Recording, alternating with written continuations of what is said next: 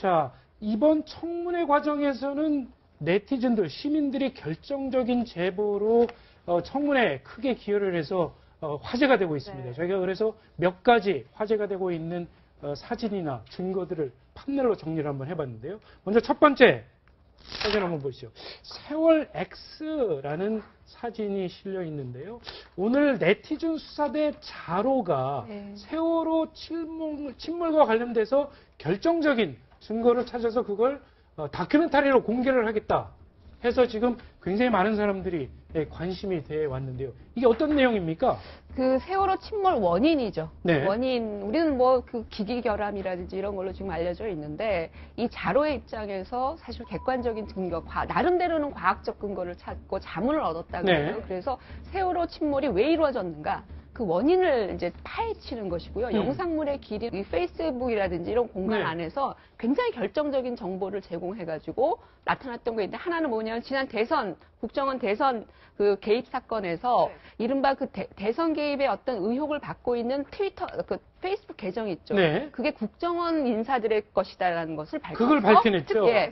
그래서 예. 알려준 것이고요. 또 하나는 우리가 알고 있는 것처럼 정성근 문체부 장관 내정자. 예. 이 사람에 대해서 여러 가지 이제 그 검증이 이루어지고 있을 때 이 자로가 이 사람이 과거에 했던 어떤 정치 편향성 발언, SNS에 올렸던 그걸 찾아내서 공개함으로 해서 또 이제 문제 제기를 하면서 이래 했던 부분들, 이런 여러 가지 그 과거의 여러 정보 제공을 통해서 이른바 히트를 친 경험이 있어서 이번에 이것도 이 세월호의 어떤 참사의 원인, 이것을 어떻게 바라보고 있는지 굉장히 궁금해지는 부분이죠. 네, 자로의 네. 그 인터뷰에 따르면 이 세월 X에서 공개하는 내용이 외부 충격에 의해서 그랬을 가능성이 있다라는 걸 주장하려는 걸로 보입니다. 전문가랑 분석을 해봤더니 궤적이 조금 이상하다 이런 내용인 것 같아요. 네. 그렇죠. 세월호가 침몰하게 된 원인, 예. 그리고 왜 적극적인 구조가 이루어지지 않았는가, 이런 부분들이 결국 다 연결돼 있다라는 의혹을 제기를 하면서 그 세월호 침몰의 결정적인 원인은 그 당시에 뭐 여러 가지 그 뭐 보건력 상실 문제라든지 그때 제기가 됐었지 네. 않습니까? 그런 부분들이 아니고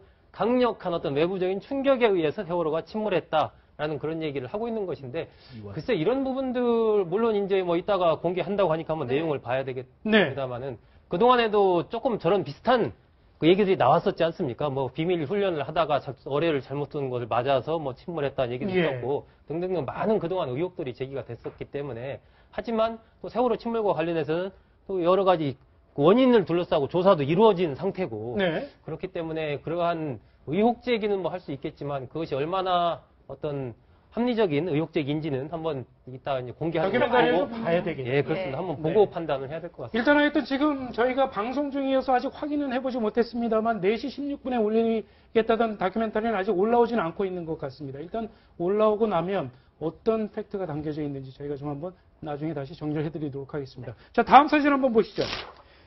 어떤 사진입니까, 변호사님? 그 사진만 보면 저 서 있는 사람이 이완영 의원이에요. 이완영 새누리당 의원. 그렇죠. 이번에 청문회 과정에서 굉장히 많이 위중교사 의혹을 받고 있는. 모의중 의혹을 일으켰던 네. 이완영 의원이고요. 네. 그 아래 앉아 있는 게 이경재 변호사입니다. 정윤회 문건 때도 정윤회 씨를 대리한 법률 대리인이었고, 이번에 최순실 사건에 있어서 대리를 맡았죠. 네. 근데 저것도요, 네티즌 수사대 역할이 굉장히 큰 거예요.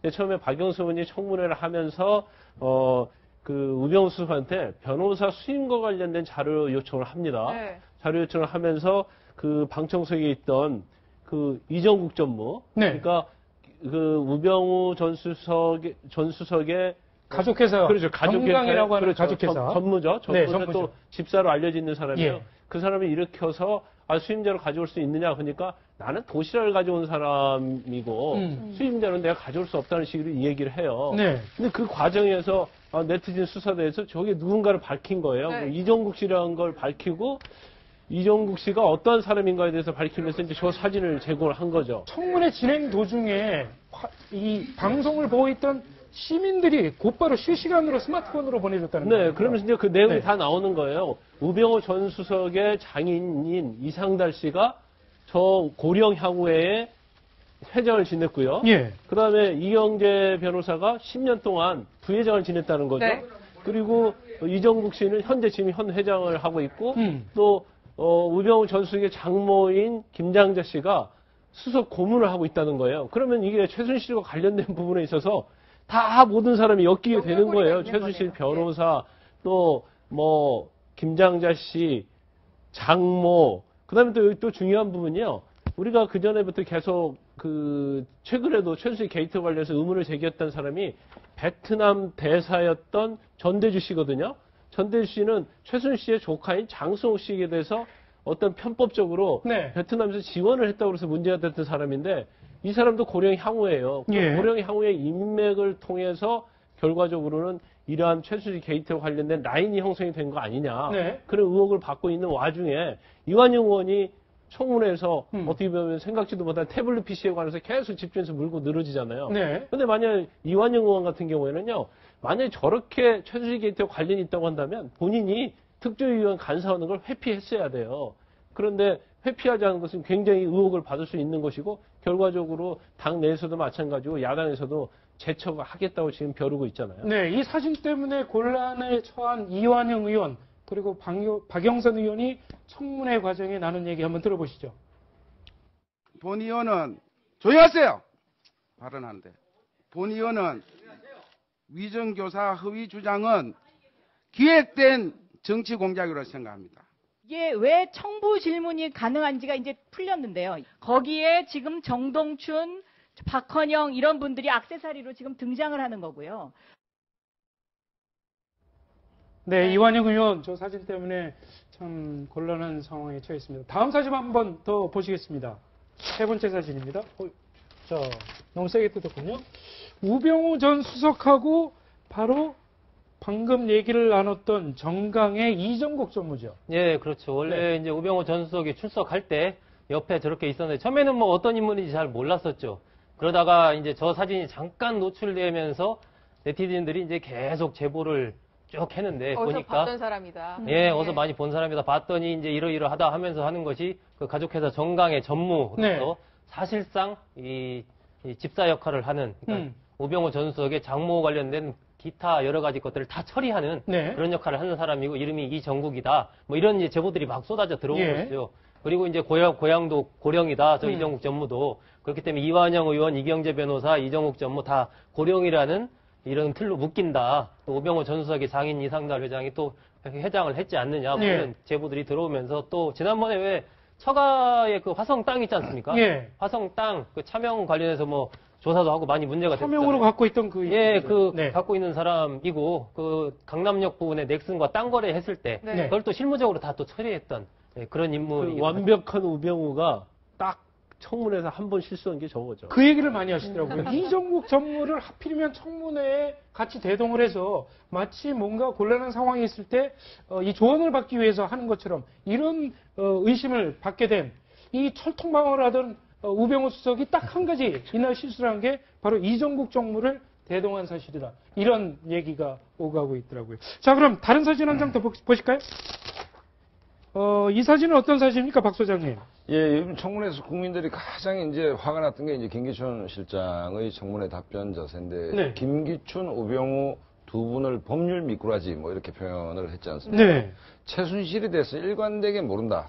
그 다음에 최근 사태를 들고 이러고 날았다라고 얘기했는데, 저게 2005년, 그러니까 우리 한국 정치사에서 가장 치열했던 경선이 2005년 MB와 박근혜, 그 당시 경선인데, 그 당시 이제 당내에 이제 토론하는 자리죠. 토론하는 자리에 법률지원특보단장으로 김기춘 실장이 앉아있고, 네. 저 자리에서 이제 패널들이 그 최순실 문제하고 최태민 문제에 최태민 가족. 집중적으로 네. 질문하는 장면입니다. 그래서 네. 박근혜 대통령이 이제 그 대답을 하는데, 법률지원특보단장이 네. 그 당시 경선에서 가장 핫한 이슈였던 최태민, 최순실 일가에 대해서 예. 파상 공세를 하고 있고, 박근혜 후보가 당시에 대답을 하고 있는데 나는 몰랐다. 그게 말이 되느냐? 그걸 모를 수가 있느냐? 그걸 어떻게 모를 이런 수가 얘기죠, 있겠습니까? 그죠? 모를 네. 수가 없죠. 이제 그렇기 때문에 이제 이번에 처음으로 우리 김기춘 전 실장도 죄송합니다. 제가 나이가 먹다 보니까 너무 이 청문회에 오래 앉아 있다 보니까 정신이 살짝 왔다 갔다 했는데 사과를 그건 할 아니다. 수밖에 뭐 이렇게 처음으로 사과를 이끌어내는 네. 국회의원의 힘이 아니고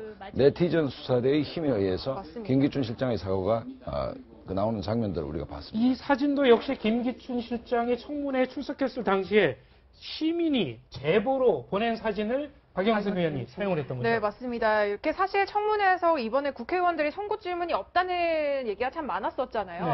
시민들이 이렇게 다 찾아서 세상에 비밀은 없다는 것처럼 증거 자료까지 제시를 해주는데 그걸 참 못 살렸다는 생각도 많이 듭니다. 네, 자 이런 사진들 보면 역시 촛불의 힘으로 탄핵안이 통과가 됐던 것처럼 역시 시민의 힘으로 청문회도 어느 정도 좀 내실 있게 진행되지 않았느냐 뭐 이런 평가가 나올 만한 것 같아요. 어떻게 보십니까? 만약 저런 사진이 없었다면 정말 맹탕 중에 맹탕 청문회가 될 가능성이 컸다는 거죠. 그렇죠. 그런데 지금 이런 것들이요, 사실은 특검에도 굉장히 반영되고 있는 것 같아요. 네. 특검 자료 자체, 수습합니까? 그렇죠. 특검 자체도 이제까지 의혹과 언론에 있는 걸 수사를 하고 있는데 거기에 대해서 네티즌 수사들할지 또 내부자들이 계속 정보를 제공하기 때문에 특검이 수사하는데 굉장히 활력을 받고 있는 것 같아요. 네, 자 이번 청문회 과정에서 결정적으로 기여한 우리 시민들 이제 조만간 공개가 될 세월 X 어떤 팩트를 담고 있는지 저희가 계속 전해드리도록 하겠습니다. 자, 다음 주제에 대해서 얘기 나눠보도록 하겠습니다.